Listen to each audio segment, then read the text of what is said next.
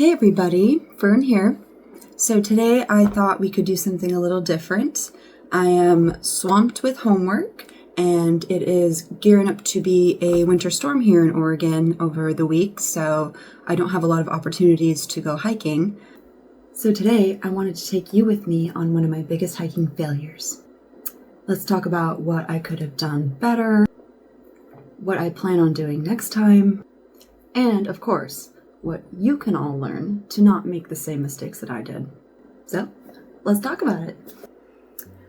August of 2024, a good friend of mine and I attempted to summit South Sister, which is a mountain in the Three Sisters Wilderness in Central Oregon, in the Cascade Range. It is one of the easiest mountains to hike here in the Pacific Northwest, so I thought that'd be a perfect one for me to try and sack for my first mountain. So, little did we know, it would turn out to be one of the worst days to climb in the summer. So let me introduce you. We have South Sister, Charity, Middle Sister, Hope, and North Sister, Faith.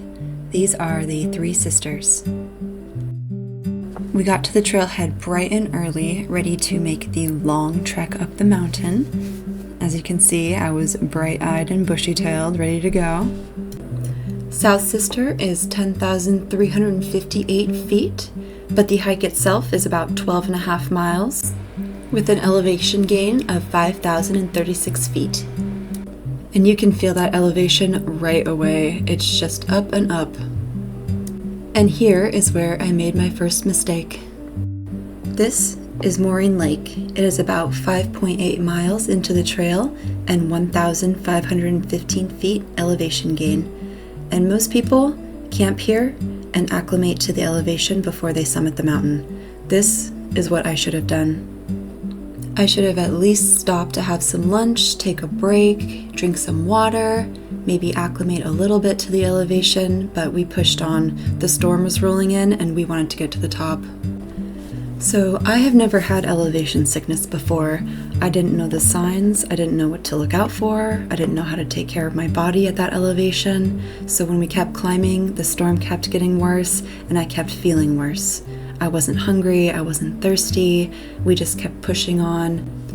Between the storm, the elevation sickness, and the wildfire smoke that was lingering in the air from all of the wildfires that were happening at that point, I was not feeling super well, but I was very optimistic.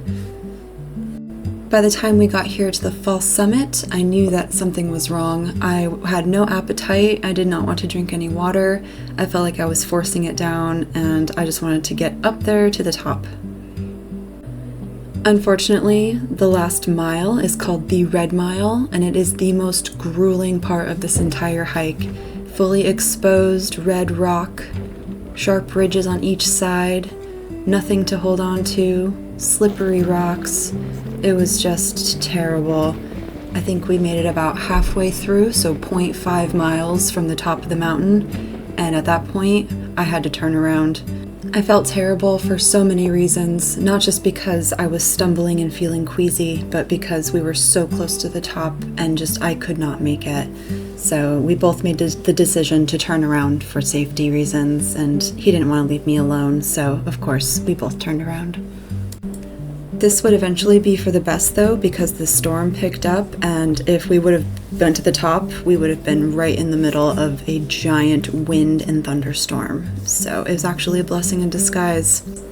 So instead of being a failure sandwich like me, learn some lessons and make sure you look up all of the things you need to do before you hit the elevation, like eat proper food, acclimate to all that elevation gain, and make sure you are drinking water the entire time.